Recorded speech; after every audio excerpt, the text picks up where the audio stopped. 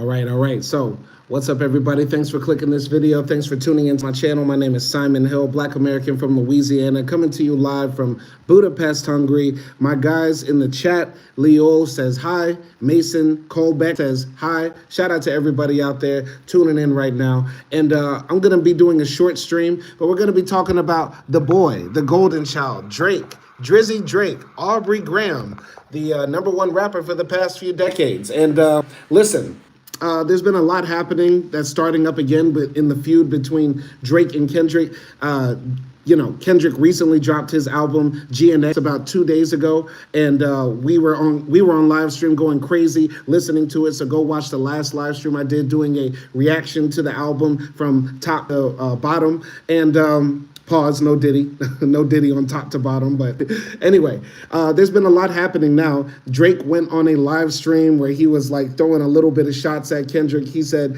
it's going to take more than fantasies to kill the boy. Like, you're going to have to come with actual truth. Facts over fiction, basically, just little shots. And I think people read in between the lines. Drake is drunk half of the time. He's always sipping like apple martinis and like sex on the beach. Like, Drake is like low-key an alcoholic. He is the low-key tipsy white girl always at the bar. So I take everything he says on live stream with like a grain of salt. And Kendrick was throwing a few subliminals at Drake all throughout that album. And of course, Not Like Us is like biggest song of the year and stuff like that. And this has definitely damaged Drake's reputation. But overall, I think he'll be fine generally. Listen, I actually like GNX. I am not a super huge Drake fan, and I am more warm to Kendrick Lamar as an artist. But there's parts of him that piss me off too. So I feel like I'm very neutral in it. So for anybody who's gonna come in here and say he a fan, or like I'm on Kung Fu Kenny's nuts, I'm on neither one of them nuts. Neither one of them are like in my top 10 favorite rappers of all time. I don't listen to either of them religiously. I'm just gonna give my unbiased opinion. You feel me? So yeah, there's a very interesting development in the story from Drake's side for what he's talking about. And let's get into it. So this is from The Independent. Drake escalates Kendrick beef and accuses record label of firing allies while boosting his rival. Drake is upset with Universal Music Group's alleged business practices, not Lamar's lyrics, a source told The Independent. This was published on Monday, November 25th, so this is hot off the presses, and this is a big deal. This is a big deal. So I think a lot of people think, record labels are just OVO and TDE or PG Lang and Cash Money and stuff like that. Really, in the music industry, 90% of global music controlled by 5 companies. We are living under late stage capitalism where everything is siphoned up towards the top. No matter who is your favorite artist, no matter what genre of music you like, no matter who you listen to, most likely it's only coming from 5 major corporations. And who are those 5 major corporations? It's EMI Records, Sony, Vivendi Universal, AOL Time Warner, and BMG. That's it. So Drake and Kendrick are signed to the same label. Let's keep that a buck. Drake and Kendrick are signed to the same level. Same label. It's late as hell. I've been working all day and stuff like that, so I might be tripping over words. They're signed to the same label. And I can only help but think of the Kanye West lyric, and a white man gets paid off of all of that. These two brothers, these two black men are beefing over nonsense, and a white man gets paid off of all of that. The destruction that happens to both of these men's reputation. So I think it's very interesting what Drake is talking about, saying that, the labels sort of pitted them two against each other, causing Drake to fire some of his best friends around him, thinking that he had a mole in the camp and stuff like that, when really behind closed doors, it was the label pushing up the bots and everything. So I'm going to be reading this article and giving my 2 cents as we go. So amid an ongoing battle royale with hip-hop icon Kendrick Lamar, rapper Drake now claims their shared record label secretly gamed the system to artificially inflate his avowed rival's most recent diss track, in which Lamar accuses the former child star of being a certified pedophile while suppressing his own music. In an eye-popping court filing obtained by The Independent, Drake, born R. Drake Graham, says Universal Music Group, UMG, used a network of bots in conjunction with a so-called pay-to-play scheme to manipulate and saturate the streaming services and airwaves with Lamar's smash hit song, Not Like Us, all to Drake's detriment. Now I have to say this. Drake might be telling the truth. maybe the label said, hey, there's more money to be made on the Kendrick side of things than the Drake side of things, so let's push Not Like Us, because people seem to be gravitating towards that song. But I believe Drake has some responsibility here, because when he jumped beef, it was all on him. Nobody forced him to get into the beef. Now, there have been rumors behind closed doors, because I believe it was Megan Thee Stallion or Cardi B, whoever, or maybe it was Nicki Minaj, I forgot. One of the female rappers said that one of the labels was either paying that female rapper to attack Nicki Minaj, or Nicki Minaj said other labels are paying their female artists to attack me. Which I do think is possible. I do think it's very possible somebody can get into the ear of an artist, gas them up, to then go drop a diss. I don't think that's out of the realm of possibilities, right? Meek Mill said, label told him, hey, make more gangsta music. Make more gangster music. Bone Thugs and Harmony have said for a long time that they were incentivized by their label to make more harmful, detrimental, gang-banging, killer music and stuff like that. So I don't think that's out of the realm of possibility to have that happen. That somebody got in Drake's ear and said, hey, entertain the Kendrick beef. That's going to be more sales and more streams for you. But I think Drake went into it thinking that the label was going to be on his side, because Drake is the machine. We look at Drake, at least on the outside looking in, as having all the label backing. And let's keep it a buck. He's a part of the tribe. He's part of the tribe. So Drake is a part of the tribe. He's the biggest thing walking on earth. He was thinking, if I jump in the beef with Kendrick Lamar, the label's gonna be on my side and they're gonna push my songs and I'm gonna make a ton of money. But maybe he's shocked that the label got behind Kendrick Lamar. But I'm going to continue here in the story. So let's continue here reading from the independent. So the filing accuses UMG, which has deals with both performers, of paying Spotify to recommend Not Like Us to users who are searching for other unrelated song artists, claiming the label also paid Apple to have Siri purposely misdirect users requesting songs from Drake's catalog, serving up Not Like Us in its place. It's hilarious. That's hilarious. UMG's ploy, the filing argues, created the false impression that the song was more popular than it was in reality, making matters even stickier. Drake says in the filing that UMG has tried to hide its alleged propping up of Lamar at Drake's expense by terminating employees associated with or perceived as having loyalty to Drake. Very interesting. So Drake is saying like, oh, the label is firing people who are more close to me or more in my camp to give people who are in the Kendrick side of things behind closed doors motivation to push the Kendrick narrative and his songs as well. Now, once again, I am not defending Drake because I think at the end of the day, he holds some responsibility. In fact, all of the responsibility for responding to this undressed, horribly dressed rapper, the worst dressed rapper of all time. I stand on this, right? One of the great rappers of all time, I will admit, horribly dressed rapper. But Drake bears all the responsibility for getting in the booth and even entertaining this. I think Drake thought that this would be a more even fight and he would have more opportunity to strike back at Kendrick. But it actually turned out the opposite. Now, that label politics were happening behind closed doors is a big surprise because once again, Drake is the machine and he probably thought everybody was going to be in his corner, but I'm going to continue reading here. According to the filing, a petition by Drake and his company, Fro Moments LLC, asking the court to order UMG and Spotify to preserve all relevant documents and communications in advance of a pending lawsuit.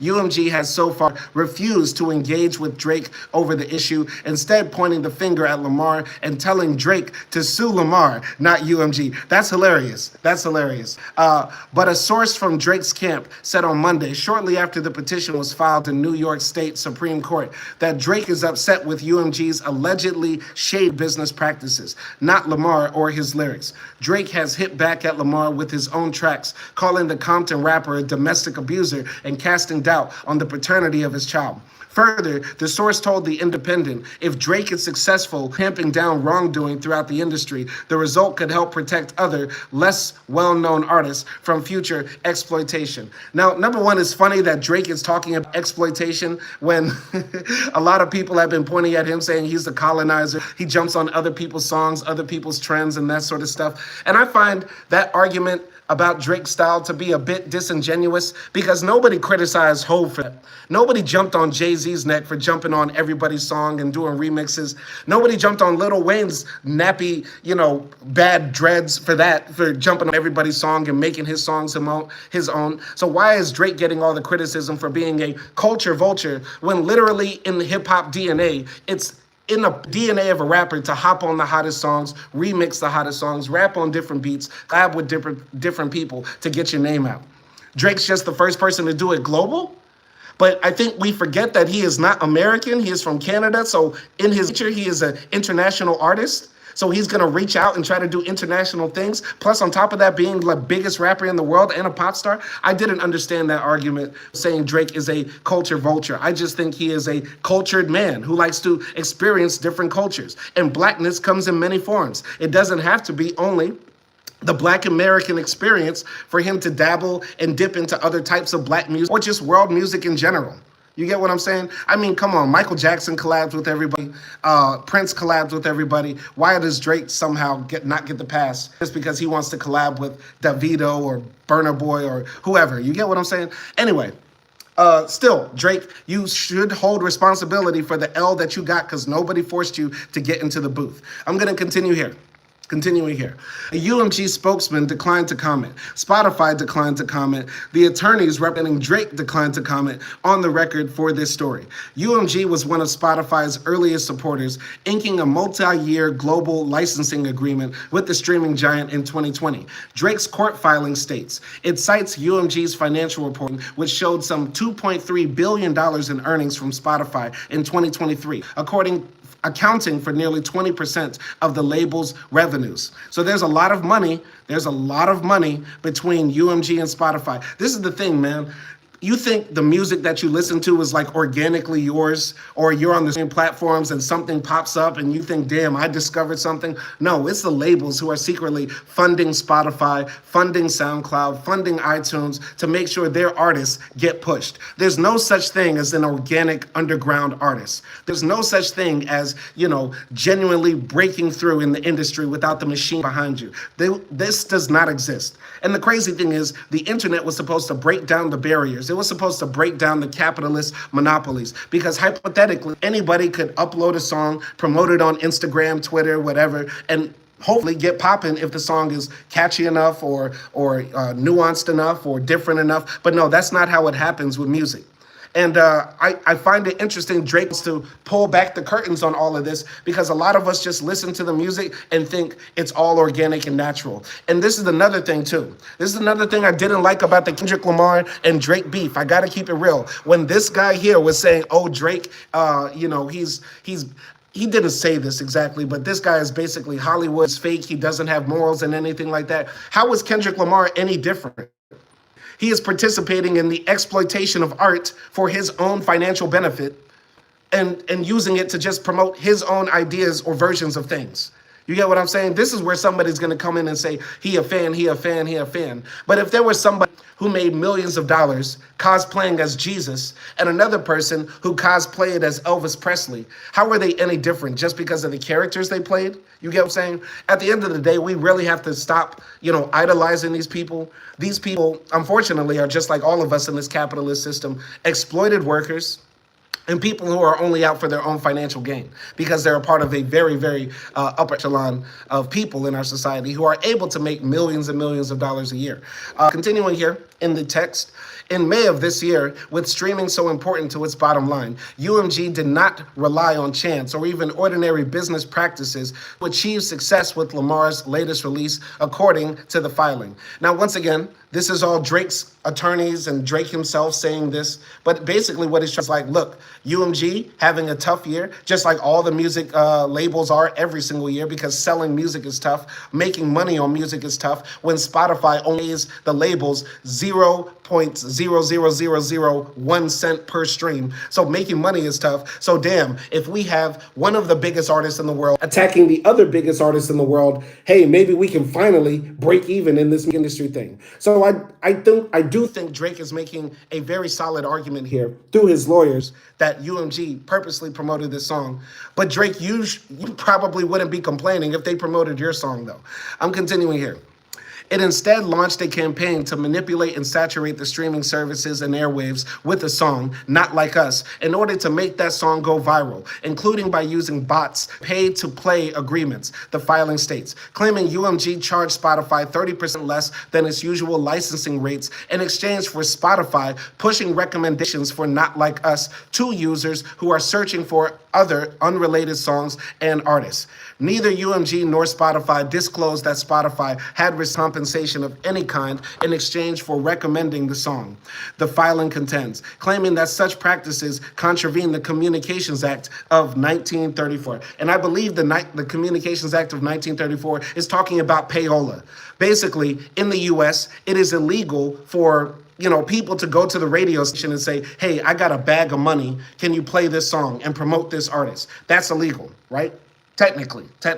And it also works the same way for Spotify and all the streaming services. Basically, the labels on paper cannot go to Spotify and iTunes or whatever with a bag of money and say, hey, can you and play our artist? But of course, we know the music industry is ran by gangsters, and it's gangsterism. Gangsterism is inherent to U.S. capitalism. So of course, they're going to find a way to circumnavigate the rules and get it done anyway. The thing about this, we've heard the rumors about bots supporting Not Like Us and supporting Kendrick in the rap civil war. We've been hearing about this, but I think it's kind of hypocritical because Drake knows he took advantage of bots too.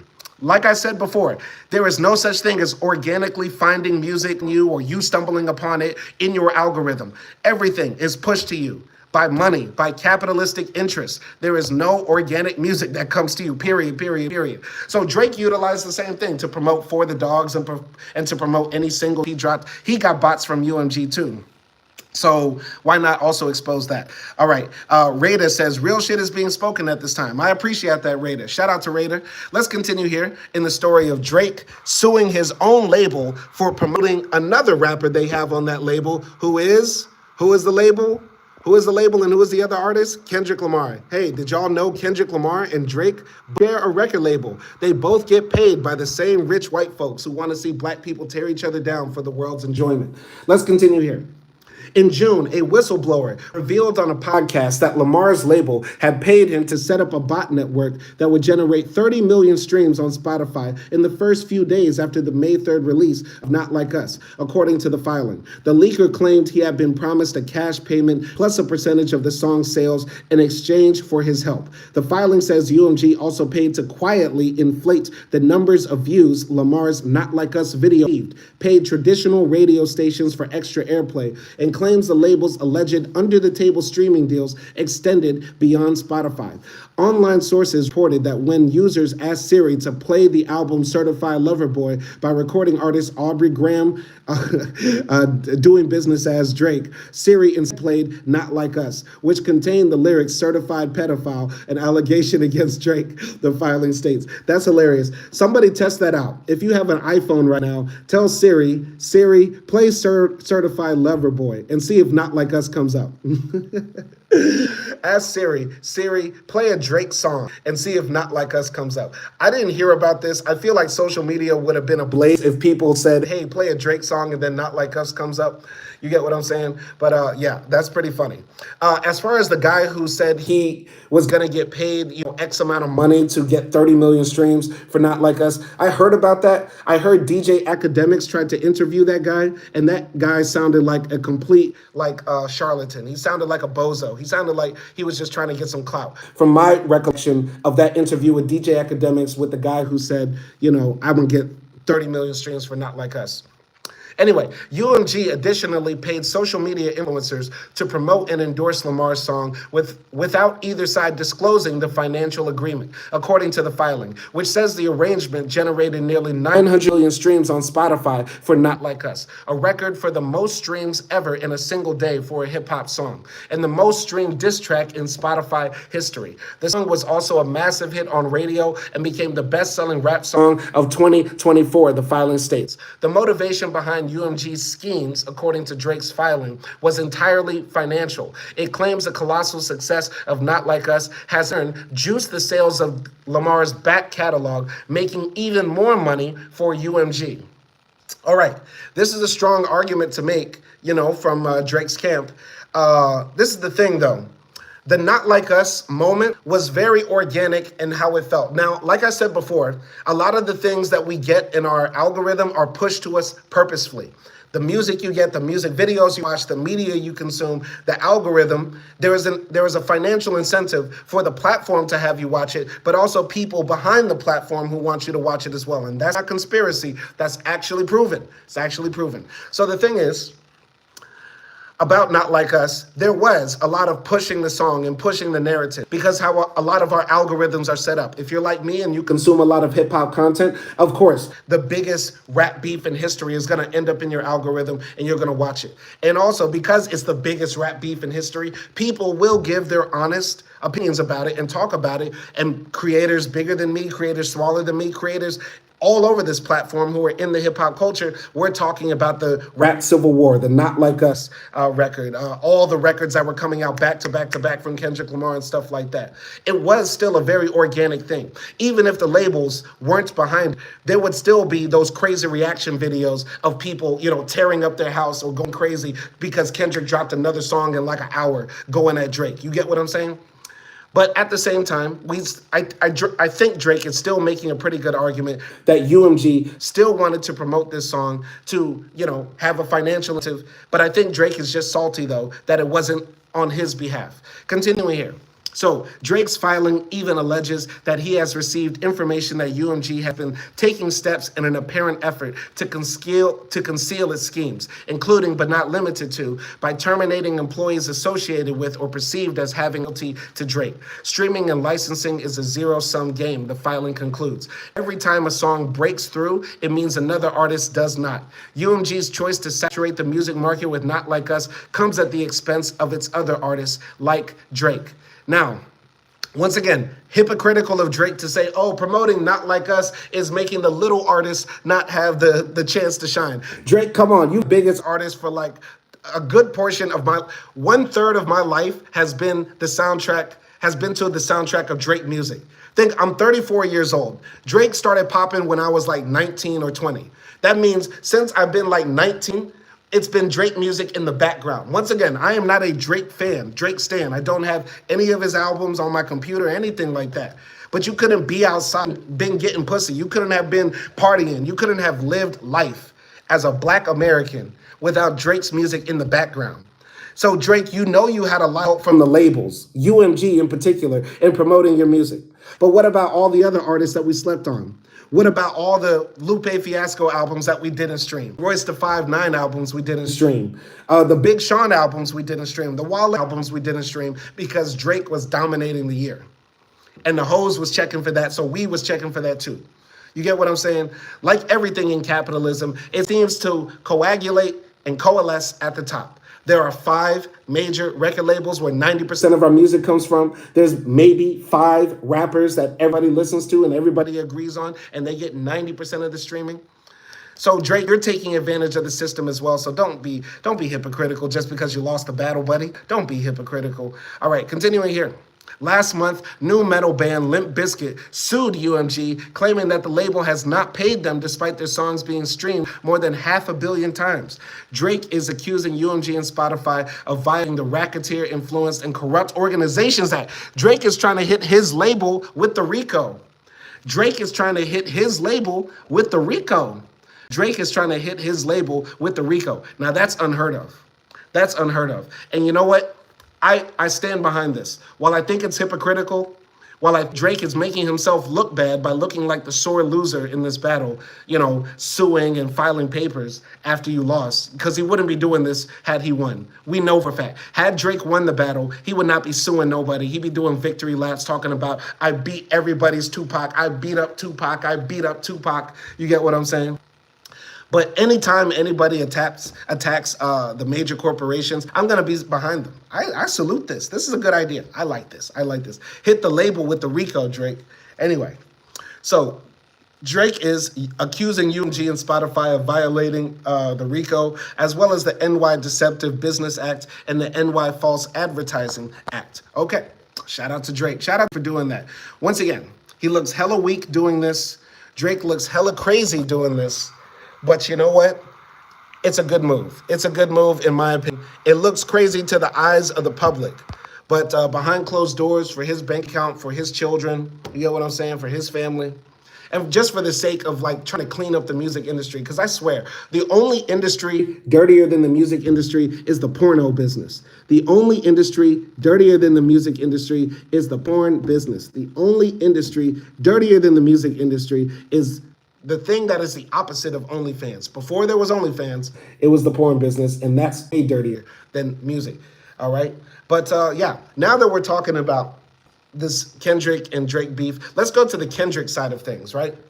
And, you know, I was on a meeting with the company that I work for called Culturalist Theory.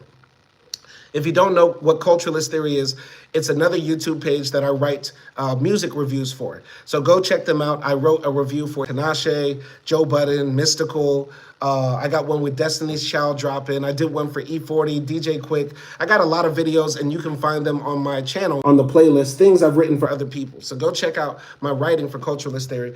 So I'm having a meeting with my, coworkers who are all big hip hop heads, and we're talking about the new Kendrick Lamar album, GNX.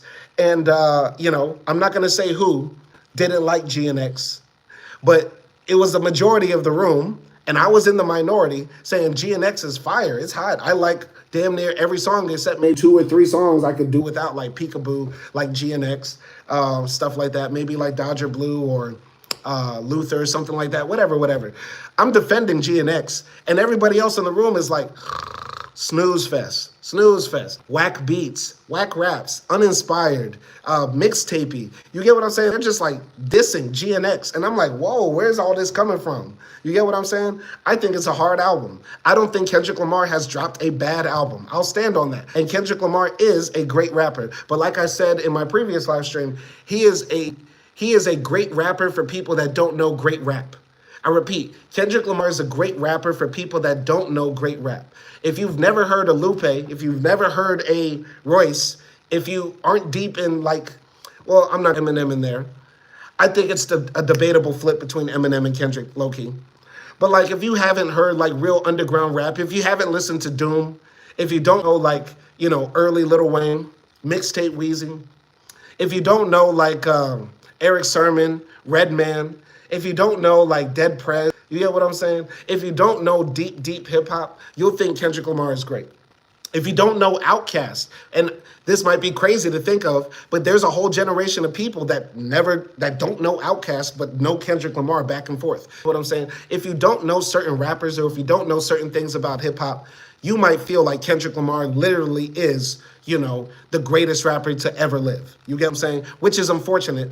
But hopefully people get older and do their history on real hip hop and stuff like that. You get what I'm saying? And I'm not one of those old heads that's like, oh, everything in the 90s was better or in the past was better. I'm not saying that. But Kendrick Lamar is a lyrical rapper in the vein of Lupe Fiasco and Royce da 5'9" and Joe Budden and Joel Ortiz and you know what I mean, who was just able to break through. He is a lyrical rapper who was able to break through and crack the matrix. And, I was expecting the hip-hop heads that I was with to at least appreciate Kendrick Lamar keeping lyricism alive in the mainstream and still, doing his victory lap. I mean, because it's a moment. And great rappers all have their moments. And Kendrick Lamar is having his moment right now. What the kids are feeling with Kendrick Lamar right now is how we felt about Wayne. Every time Wayne dropped a mixtape, freestyle, we were on it. And it was crazy. You get what I'm saying? And I'm sure that's how, our older brother or older cousins felt about Hove. Anytime Hove breathed on the microphone, they were tuned in. You get what I'm saying? That's how a few people felt about Nas too and stuff like that. So that's the thing. I'm glad this generation has a Kendrick Lamar. I love Kendrick Lamar, but he's not as great as people make him out to be. But GNX is dope. He is a dope rapper. He is a great rapper. He is Andre 3000 if he decided to rap. Now, I'm not going to talk about this much, but essentially, Kendrick Lamar reported Drake throwing shots at him on stream, and basically one of his one of his bros who has Kendrick Lamar with a crown emoji saved in his phone said, "You done turned blood into a streamer on Phillies." And Kendrick Lamar laughed, and Kendrick Lamar said, "He tripping." And Kendrick Lamar said more in the conversation, but his buddy like blacked out. Whatever.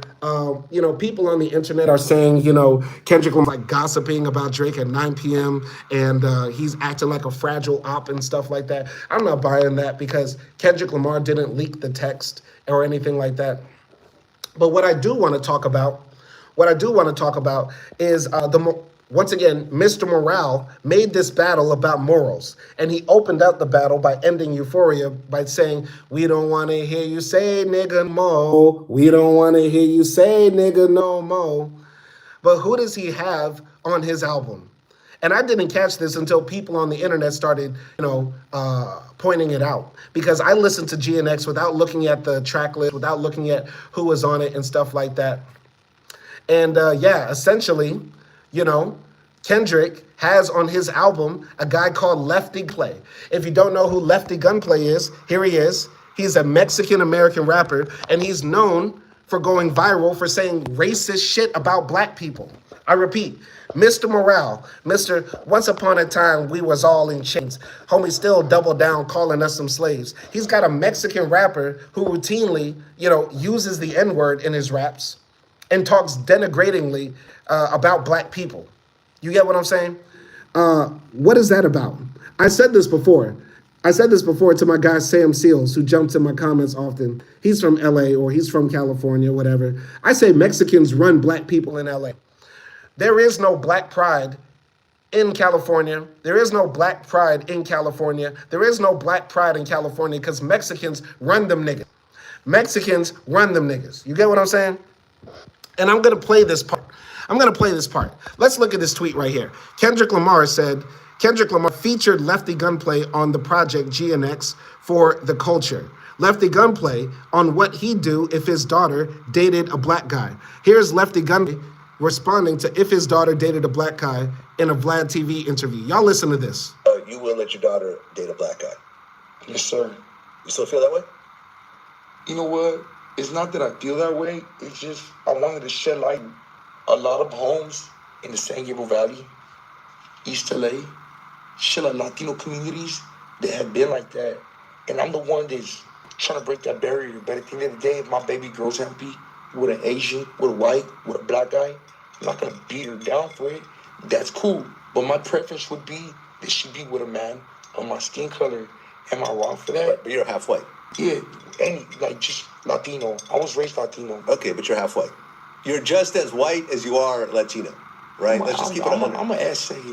I believe tattoos. I got Sureño across my face. I understand that, but your DNA is half white.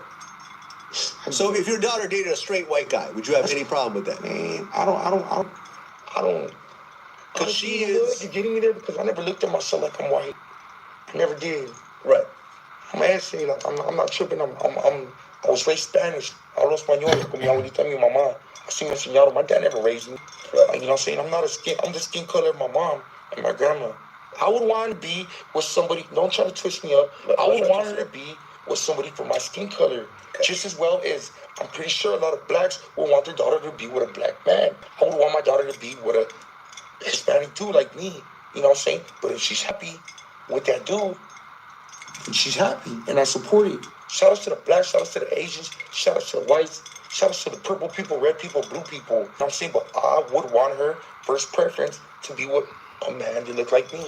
You know what I'm saying? Because why not? I just want to keep my bloodline the same. And I went through this, man. You're bringing it back up, but no, man. Everybody already embraced me. Like, am I wrong for saying that? But if she was happy with a black dude. No. There's a lot we could break down with that. Because notice, Vlad asked him the question, so if your daughter dated a white guy, would you feel the same? And he didn't say, no. She has to be with a Hispanic man. No. White dudes, no. None of that. But why is color so important? Then he tries to backtrack and say, no, color's not that important, and she could be with whoever she wants. I'm not going to beat her down, but I'll probably try to dissuade her. Like, let's keep it a buck, man. I've oscillated back and forth with this, and I've had discussions with this with my wife on my channel and stuff like that.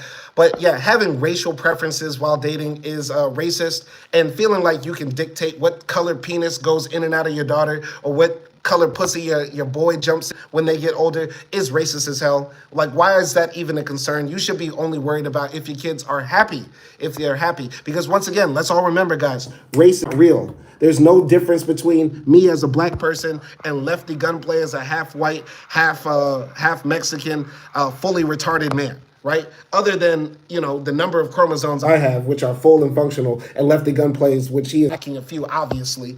There's no real difference between us as people. There is no such thing as race. There's no such thing as race. There is no such thing as race. You get what I'm saying? Anyway, continuing here. I just want to say this, Kendrick made this whole thing about the culture and stuff like that. But how do you not want Drake, who has a full black father, who generally, spent some time in Memphis and ended up moving to America and embracing black American culture, became a fucking rapper, for God's sakes, and he can't use nigga, but you let this guy here all over the album say nigga, like it's nothing. You get what I'm saying? I can't respect any black person. I cannot respect any black person. That's Mexicans, white people, non-black people of any background. Use the word nigga around them. And I'll take it even a step further. I find it hard to respect black people when they're in mixed company using nigga too. We should know when to use this word. I use this word on my stream, but we shouldn't be using it around mixed company. We shouldn't allow mixed company to use it around us either. We should have enough respect for ourselves and our ancestors not to be using that word. And Kendrick, you were fool for that. You could have checked Lefty Gunplay, but why? Why didn't you? Why? Because California is ran by the Mexicans, and niggas are basically making bitches out there, straight up. And I'm willing to die on that hill. Because guess what? There will be a black person that would kill me for calling out how the Mexicans run niggas before a Mexican would kill me for saying the truth. There will be a black person that would kill me over me pointing out how they let the Mexicans run all over them, jump on a Kendrick Lamar album using nigga this and that. They'll probably kill niggas and skin niggas and all sorts of stuff like that. They're okay with that, but they're not okay with me calling it out. It's a damn shame. And this brings me back to the greater point that I had. The greater point that I had about the Kendrick Lamar beef is that making this beef about morality was always going to lead to some fuckery happening in the end and some hypocrisy being exposed. Because what Kendrick was trying to do and say to Drake in the battle is that I am more moral than you. I have a wife, I have kids, I have stability in my life and stuff like that. Meanwhile, in his album, he was talking about cheating and flying out across the world and sleeping with white women. And there have been allusions and accusations to him being a domestic abuser. But I'm saying that shouldn't be held against Kendrick because he's a man like all of us. He should repent for his sins. He should try to be a better person. But using that as ammo in the battle against Drake as to the reason why he is a better rapper and person than Drake, I thought was foolish. Because we can all battle with our morality against each other, and we will be sitting here flapping our gums until the sunrise. Because I could say I'm better than any of y'all for talking about me in this live stream because I'm married. I don't have extramarital affairs. I don't smoke marijuana. I don't do cocaine. I don't do extra drugs. I don't try to cheat and steal and lie for money or clicks or views or clout. I don't do any of that. But then somebody could say, yeah, I don't do any of that either, Simon, but I was only married once and I never got a divorce. And somebody could say, I'm more moral than you, Simon, because of et cetera, et cetera. I think it's just ridiculous and silly. And that's why I think, even though Kendrick won the battle, he set a lot back in a lot of different ways that I don't think we can even reconcile yet when we think about this hip hop thing. And I'm trying to stick it only within hip hop because if we take it outside of the larger context, it gets even murkier, right? I think to some degree you could tie Kendrick's success at winning the battle helped Trump win the election. Kendrick's success in winning the battle helped Trump win the election because to a lot of people, voting for the red team is about voting on morality. You're voting against homosexuals. You're voting against trans people. You're voting against the wokeness. You're voting against Black Lives Matter. You're voting against communism. You're voting against Marxism. You're voting against the ungodliness of the other side, and you're voting for the light of the other side. This is how a lot of people think about the right in our country. And what we've noticed in 2024 is that people seem to have a yearning, a hankering for trying to reestablish some traditional norms, some traditional values, some traditional structures in our society. And what Kendrick represented in this battle, and this is not Drake right, but Kendrick represented the return to traditional family norms. If I gotta keep it real, Drake, if I gotta keep it real, Kendrick is the Republicans' rapper. Kendrick is the Republicans' rapper. Always rapping about God, always rapping about his family, always rapping about how he's, and once again, I am not saying that these are bad things, because one of the worst things that happen is that they let the right or the conservatives seem like they have the monopoly on family values. I'm a left-wing communist, socialist, evil demon, you know what I mean? But I love my family. I believe in God. The right doesn't have a monopoly on those sorts of things. I'm a cisgendered heterosexual man, loves pussy. That is only coming from my wife. I keep things in the house. You get what I'm saying? But the point I'm trying to make is, like, we let the right think that these ideas are only meant for them. But we seem to want to parse the views of what we believe to be moral and put them all personified into one person, which is what I think Kendrick represents to a lot of people, unfortunately, because he should not be to anybody. He is just a man, the point I'm trying to make.